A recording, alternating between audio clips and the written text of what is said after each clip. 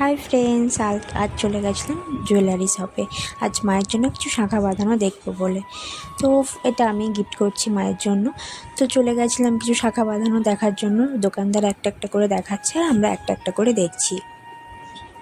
তো কোনটা থেকে কোনটা নেব বুঝতেই পারছিলাম না। ডিজাইনগুলো প্রত্যেকটা খুব সুন্দর লাগছিল। তো ফাইনালি এতগুলো চেক করার পর কিন্তু আমার একটা ডিজাইন খুব ভালোই পছন্দ হয়েছে।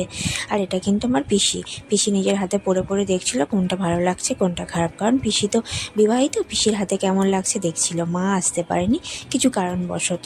তো অনেকগুলো চেক করার পর কিন্তু আমি ফাইনালি একটা ডিজাইন পছন্দ করে নিয়েছি, এটা মায়ের জন্য। তো আরও দেখুন কত জুয়েলারি, কত নাকের, কানের।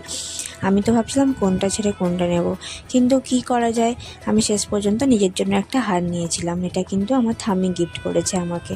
তো দেখুন কেমন লাগছে। আই হোপ আপনাদের ভালো লাগবে। তো টাটা সবাইকে, ভালো থাকবেন, সুস্থ থাকবেন।